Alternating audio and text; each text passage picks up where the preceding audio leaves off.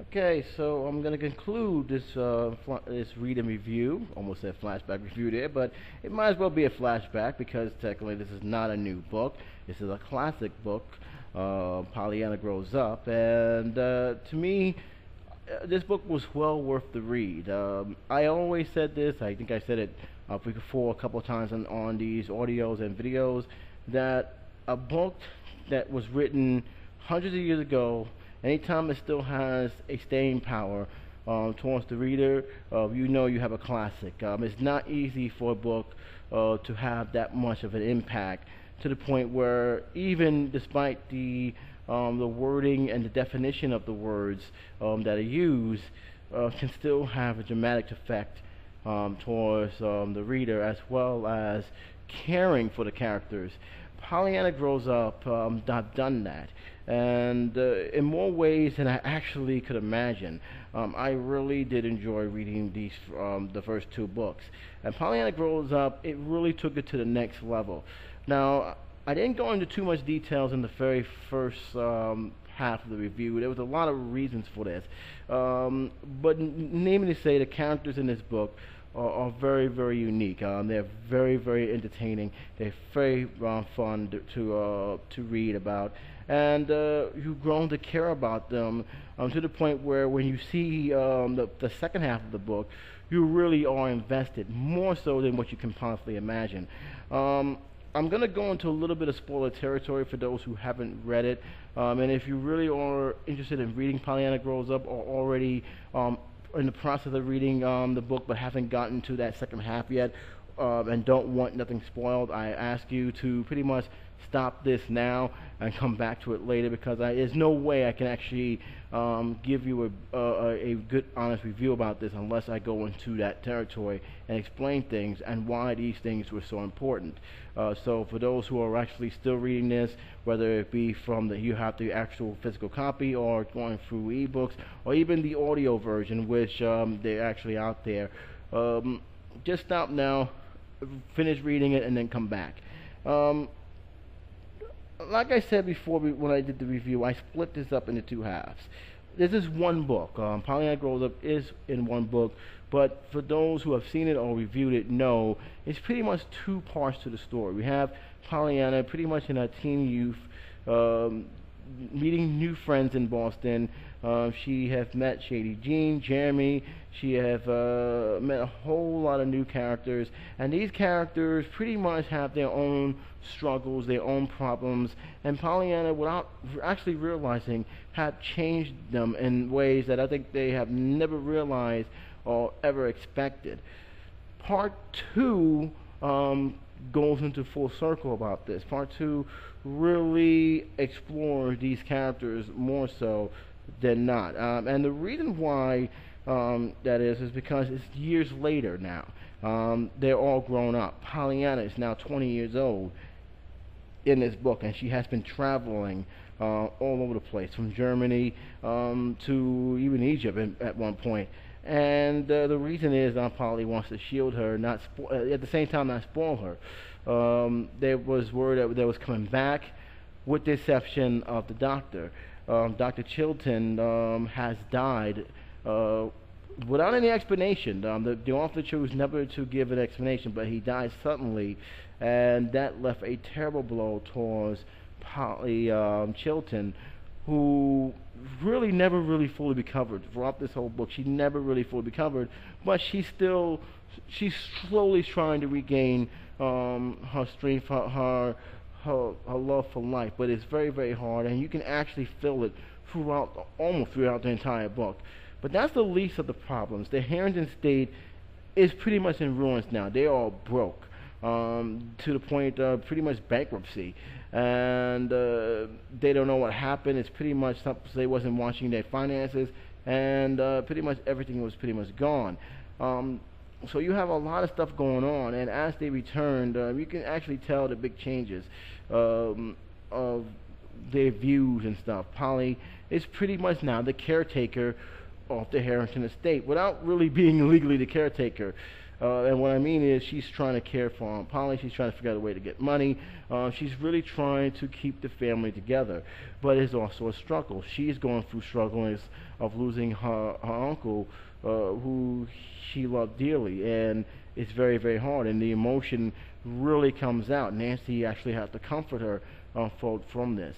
You also see Jimmy Bean, who was actually introduced first in the second half, and you begin to see the change from that young boy who is pretty much what kids do, pick on girls and all, and being a little bratty, to a mature young man, and you really sense that he has feelings that he himself has not admitted yet until way later in the book. And this is where the story really begins to take shape, because you now see Jimmy Bean, you're now asking questions, you now see Pendleton, and he's pretty much more livelier now in this book than ever, and you start to see Pollyanna, who is grown up and is also more aware now about how powerful the Glad game is, and also how flawed the Glad game is. One thing about the first book, if anybody had any complaint about the original book, and even the first half of this book, is that Pollyanna doesn't understand that some things are not meant to be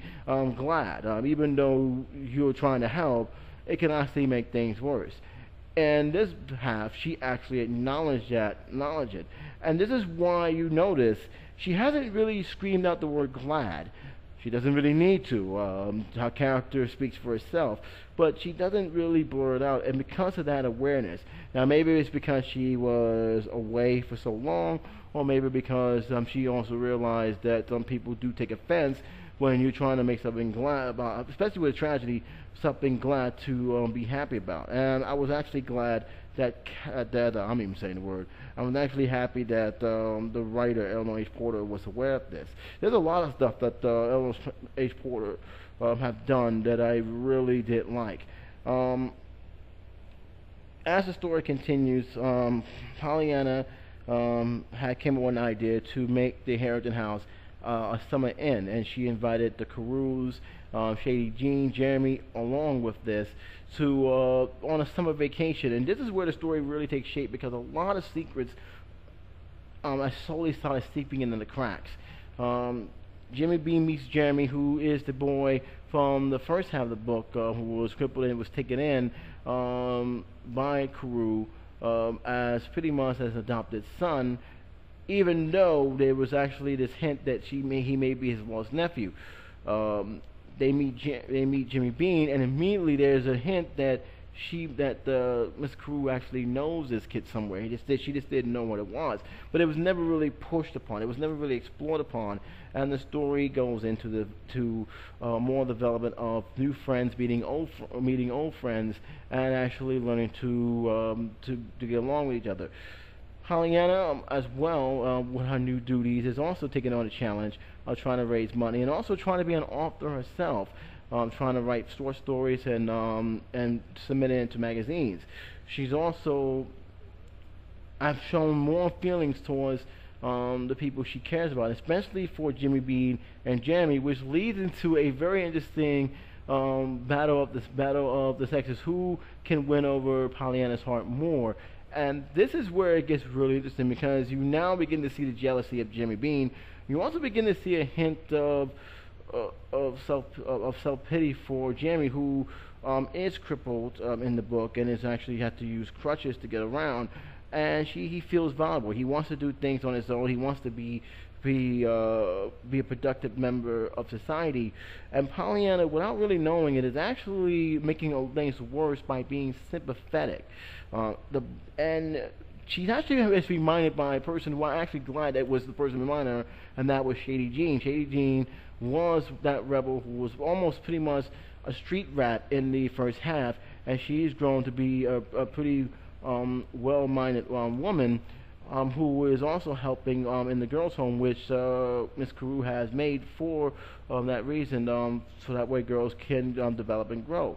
And she literally, without actually pushing the issue, have to remind Pollyanna, let it be, he's fine, don't sympathize on what's happening. And you can see the struggle from that, because on the one hand, she really does care for Jeremy. At the other hand, she really wants him to be happy, and you see a lot of this stuff going on. You see a lot of that with her. You also see a weakness that she has that in the end almost came back to bite her, and this is without giving too much. This book is no longer labeled as a children's book. It's actually labeled as a romance, and a lot of people who have loved the first book had a problem with changing of the genres. I did not, for the simple reason is, yes, it is pretty much a romance novel, but it's not a romance novel until the second half. And even with that, it really didn't push that envelope as much as people may think. You still have characters being developed in the book. You still have a story to be told, and it's taking its steps to tell it.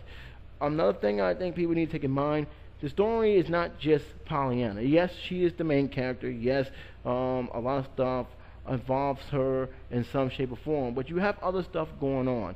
Jimmy Bean has become a very strong part of the story, and for a lot of reasons. It was an incident that almost cost Pollyanna her life, and Jimmy Bean actually came to her rescue. And it was at that point that Jimmy Bean realized how much he truly loved Pollyanna, and how much he couldn't bear not be without her. She also realized that it may be possible that Jeremy also loved her because of some very tough comments he had made, and realized that he may be in some competition. And his decision to be away for a while, go to Boston when they left the Harrington State, when everybody, all Pollyanna's friends from Boston, went back to Boston, leaving for the summer, Jim Bean went with them. And it was pretty much evidence why, because of his feelings, and he just wanted to wait, which almost cost him in the end. And from there, we had a whole lot of obstacles going on. Pollyanna is dealing with her aunt, who is having a hard time, basically being happy because she have never got over the loss of her husband. This is a year been passed, and has become a burden for both of them. They're still struggling to keep a roof on their heads. And Pollyanna did something which I actually thought was the best part of this chapter. She actually stopped playing the glad game on purpose. What had ended up happening was that Polly was getting a little angry again. Usually that glad game, and for once you stop for being glad, and find something that's miserable for once. And that's brought an idea, and it was a very clever idea, of doing the opposite, which caught pretty much her aunt by surprise, and actually admit how silly it was, and it actually snapped her out of it. It was a very clever chapter. It was very well read, and when you guys get to that, it's called the day she did not play the game. I think that's what they call Pollyanna did not play, but it was very well done, very well kept. As the story began to proceed, especially the last 4 stories, it just went insane. A lot of secrets started to come out in the open. A lot of secrets that you guys knew in your head because they hinted this was going to be that way, but yet you still wanted to see where that come from because the character was so well fleshed out. You are already deep into these characters that you really want to see how this ends. And the first thing about it was Jimmy Bean confronting Jeremy, and how intensified reading those words were, because they were both sitting there, and Jeremy saying how much he loved this woman, and how he already proved, because Jeremy have entered into the writing contest and won, and he feels now I can do something. I can show that I can tell my family members, my adopted family, that they can be proud of me because I can do something on my own, and now I can actually tell the woman that I love. And you can see Jimmy being intense because he knows he has this idea, it's Pollyanna, but it's someone else. And that's as far as I'm going to go. But I think you pretty much hint who that person is, especially those who have read the book. It was someone else. But that was the least of that problem. He was relieved, turned to fear, because it was also a possibility that Mr. Pendleton may be in love with Pollyanna. And I know people saying that's crazy, especially if you read the first book. He's pretty much not an old man, but pretty much old enough to be his daughter. And there's a new sense of fear. One may think this is ridiculous and nuts, but when he came back and actually confessed his love to Pollyanna, and Pollyanna confessed her love to him, he was hit with a major blow that it may be possible that she may end up marrying Mr. Pendleton. Now, I know what you're thinking is, how can that be possible? Well, it's very simple. And this is part of Pollyanna's weakness. And this is a very strong weakness that the author had made it very clear that she has. Pollyanna cares, perhaps a little too much, where she is willing to sacrifice her own happiness to make everybody else happy. In that whole entire chapter, when she's like talking to Jimmy about the situation, she explained that, and Jimmy knows that Pollyanna mother, it was Pendleton who loved her mother, but she didn't love him back, and she ended up marrying the minister. If this was true, and actually she had fell in love with him, and she says no, he could go back to that same grumpy person that he met when he was a child. And so to make that sure that didn't happen, she was willing to marry her against her own happiness, against even her own common sense. Which I know a lot of people saying that's just the dumbest thing you probably ever heard. But if you read the first book and you read all the way down to here, to that chapter, you pretty much say, okay, this is it. I can see where she's coming from with it, but you know that this is probably the worst decision because she will never be happy.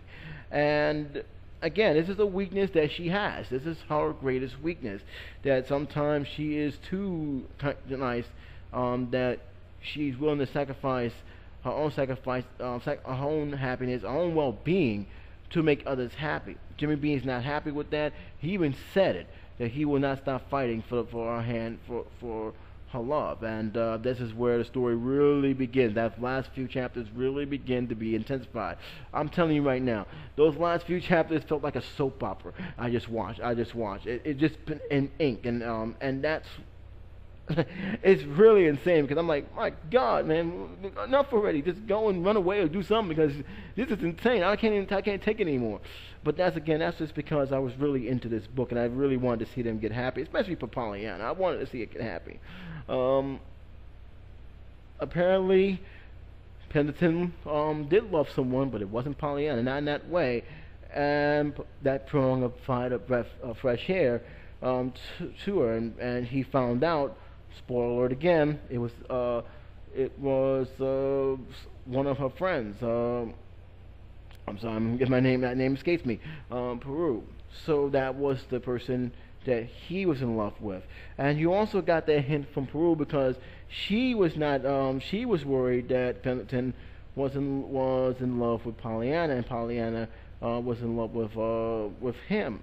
So, and yet when you heard this, you pretty much knew that, yeah, she's in love with Pendleton, because the way she described Pollyanna, not in an insulting way, but she said, and I quote this, and it's in the book, he doesn't need to marry a girl. She doesn't need to marry a young girl. She needs a woman.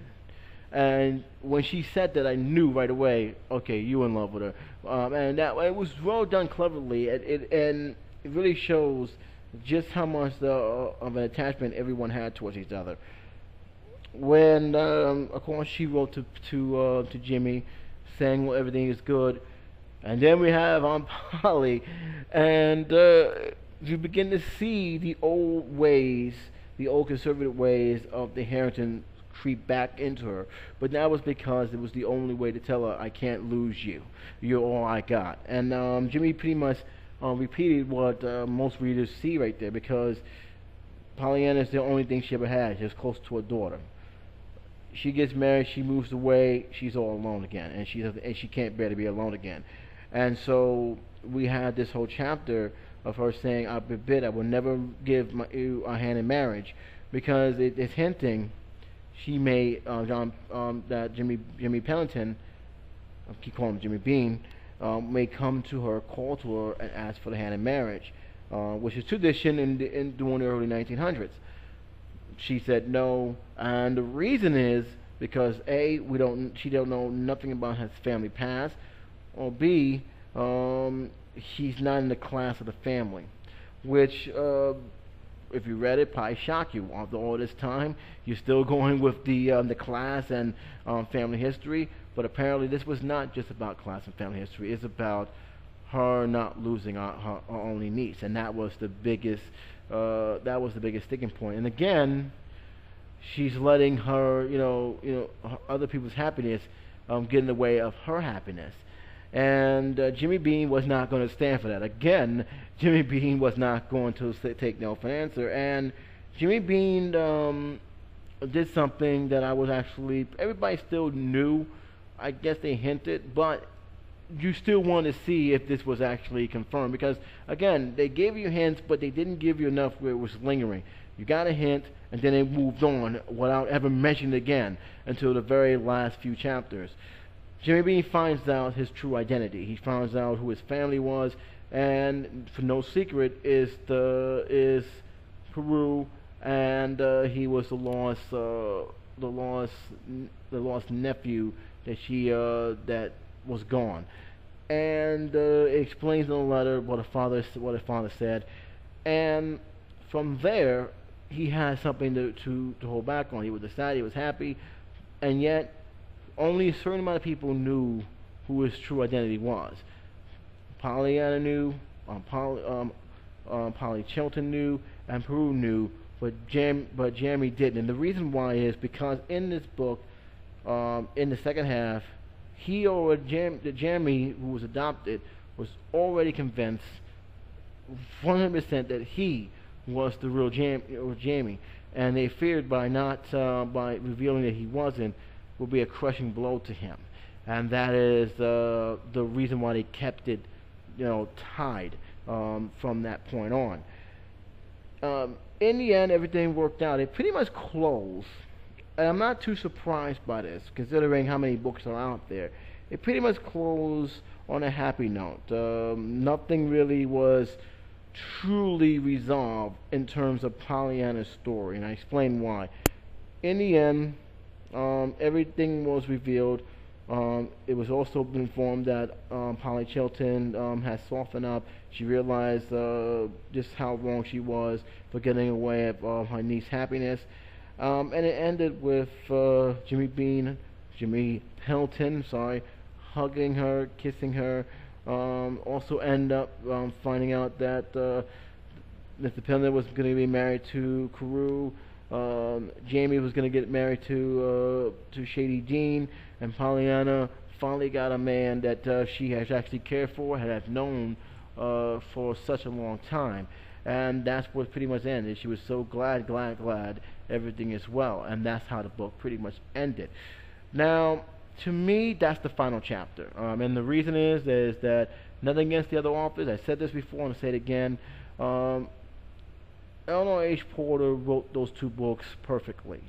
And to me, I think she ended it perfectly, just the way it is. Not to say that the other books could be as good as what it is, but to me, it won't have the same flavor, it won't have the same style. There are pretty much, I believe, 11 Glatt books in all. I know of the Orange O'Child, Pollyanna Orange O'Child. I also know about Pollyanna Goes to Hollywood. I don't have the other list as it is, and largely because almost all of these books are hard to find. These books are extremely hard to find. Some you can get used. I know Pollyanna O'Child you can actually get as a used book, but I'm not going to search the globe for these books. As it's not. If they get reprinted, I may pick it up and see what the other authors. I believe 4 other authors have written right after Eleanor H. Porter's death. But to me, I'm happy just the way those two books are. These books were very, very good.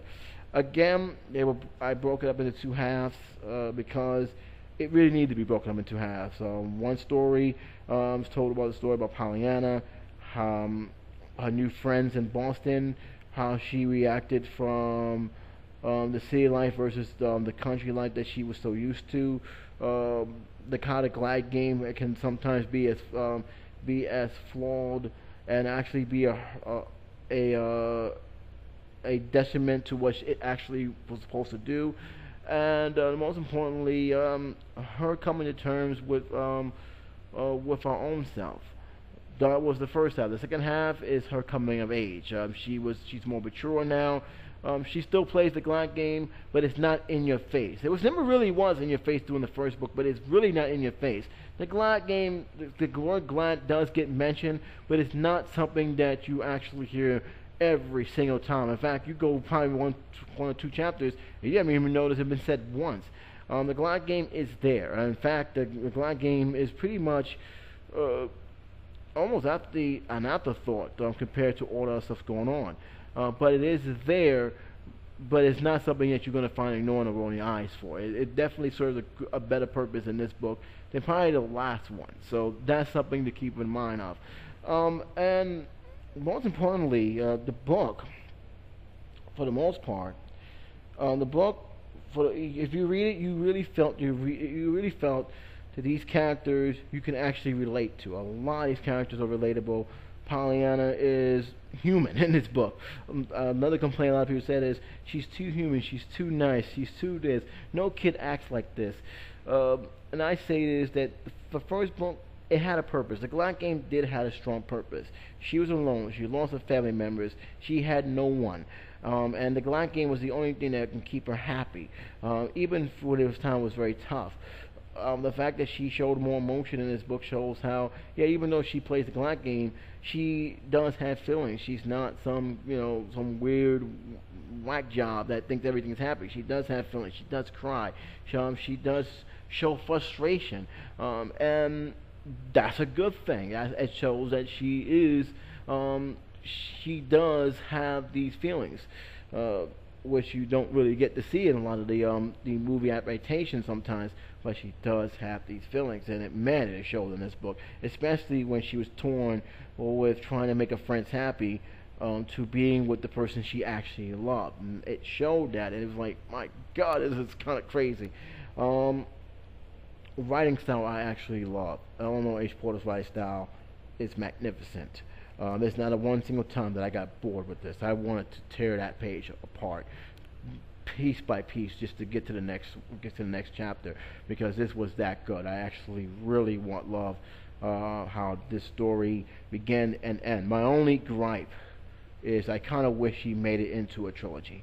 I really did, because it is pretty much 2 books in one. If you take out her at a young age, put that in one book, and put the other one as the final chapter, it would have worked just as fine, because it really is. You're getting 2 different stories in one. Everything comes together, everything resolves itself in the end, but it really is a 2-book story. But that's pretty much the only true feedback that I have.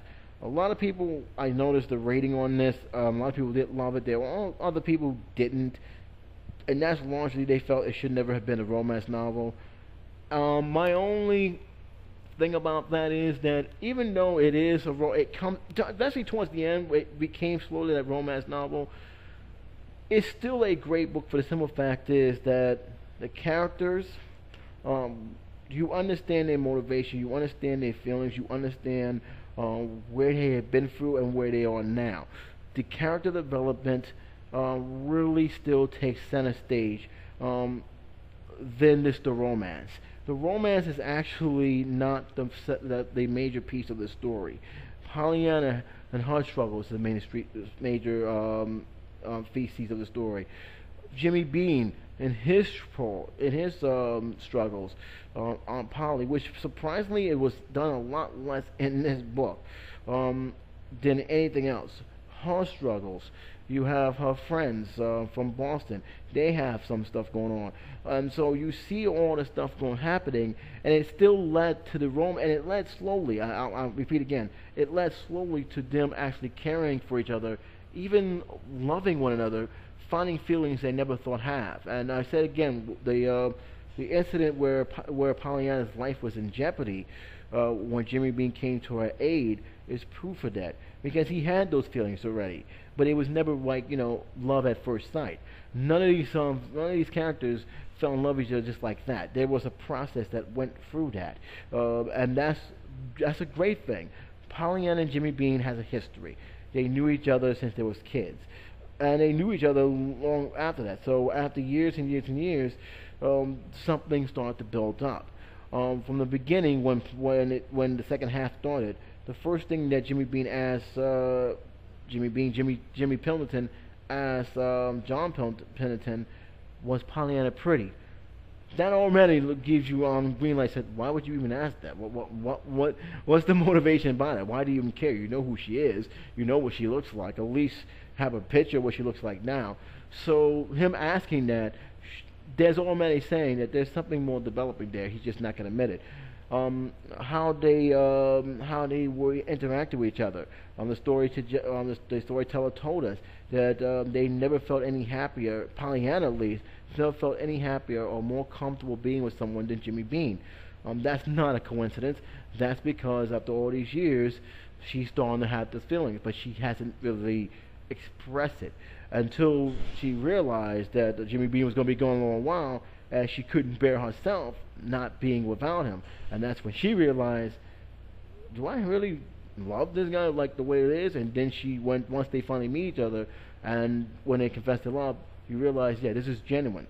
So, is it a romance down the end? Yes, but is it just a romance novel all the way? No. And I'll say this: the first half, pretty much a children's novel. It's pretty much a children's story. The second half, you can pretty much say fiction, because it goes out of the children element and into a more young adult type storytelling that even though kids ages 6 and up can still understand, the subject matter is really more for the teenage audience. So for the romance part, it really comes down to the last 6 chapters. That's basically what I'm trying to get at. And even with that being said, I don't consider this a romance novel. Anyway, it is under that genre, but I consider it more of a young fiction novel. That's the best way to go. But a lot of people had a problem with that. A lot of people had a lot of gripe with that. The fact that it was, and I think this is one of the reasons why that they should have actually split it up into 2 books. Have the Boston one be the middle part of the story, and have Pollyanna as an adult who'll be the final part of the story. But it didn't ruin the story. That's the important thing. Again, I have to say, this book, if you like classic reads and you really want to find out how a great writer writes, because I do consider Eleanor H. Porter a great writer, those 2 books is a masterpiece within itself. Go find this book. You don't have to buy it, rent it out in your public library. I know Google Play actually has this as a free download. Liverbox has both 1 and 2 on their public domain. Go check it out. It's definitely worth a read. It's definitely worth a listen. And you see for yourself. You'll be amazed at how slowly but surely you're going to be gripped into this. The story writing is magnificent. These characters are well fleshed out, and in terms of Pollyanna grows up, you really saw things come to a head, and it came to a head in a way that was natural and not rushed. And that's the key word. None of these characters was rushed into it. If anything, you want to actually wish there were more characters in here.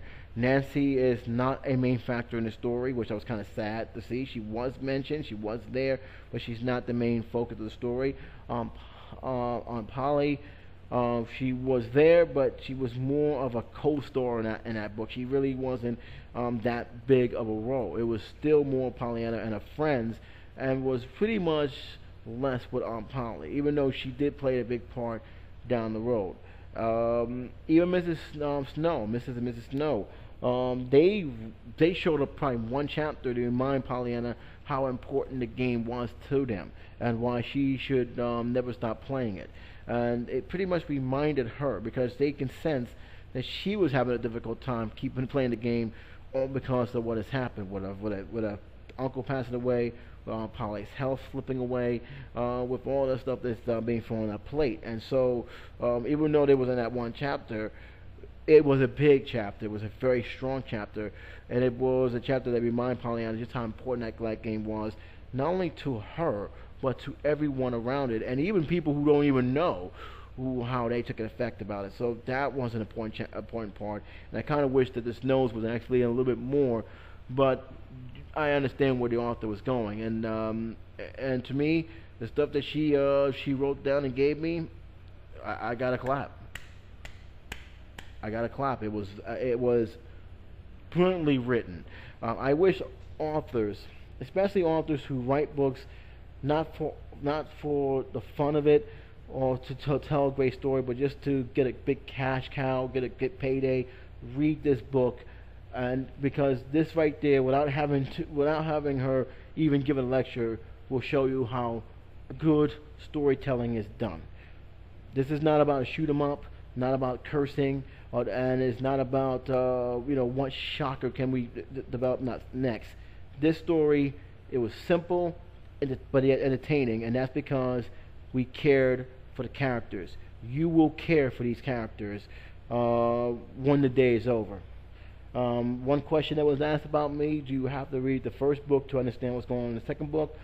I will say yes, because number one, when the book ended, it pretty much ended in sort of a cliffhanger. You want to know what happened next, and the second book pretty much filled in the gaps between the accident that happened when she went to the hospital and what happened during her rehab, which goes right straight to the second book. So yeah, you want to read it, but believe me, if you read it, you will not be disappointed. The second book to me is a 4-star A+ book. I really did enjoy this book. And I say again, because I know this question was asking me, no, it don't overpreach. Again, the Glad Game is not said as much as it was in the first one. In fact, the Glad Game is actually, in the second half, at least, was kept pretty much in control. So you don't have to worry about that. Even it acknowledged that it's not trying to overpreach. So don't worry about that. If anything, yes, I say read the first book, get a feel for these characters, and then pick up the second book right after that. But you won't be disappointed. I really recommend people, especially for those who love classic literature, to check out this book, Pollyanna Grows Up, and the first one, Pollyanna. As for the other books, again, if they miraculously get reprinted, which I doubt it because it has been a long time, I might check it out. I might give the other authors a chance. But it's highly unlikely. I'm not going to search the globe for it. I know that one of them is probably on Amazon. I just don't know how much it costs. But if it does miraculously shows up in the bookstore and I can get it on a download, I may check it out just for the fun of it. If anything else, to see how the other authors go and do the story. Did they continue where the second one left off, or did they do their own little thing? That's what I probably will be curious about. So again, this is it. This includes my reading review. As always, if you read this book, did you like it, didn't like it? Let me know in the comment section. I'd like to know what you guys think. And again, you can get this book. It's still in print. You can actually get the hard cover, but I think it's made in demand. So if you go to a bookstore, if you order it, they will pretty much print it out, and you'll get that copy, or you can get it free, a free download, pretty much on Google+. Or if you guys like audio, LibriVox.com has it as well. So those are the ways you guys can actually pick it up. It's still in those print circulation.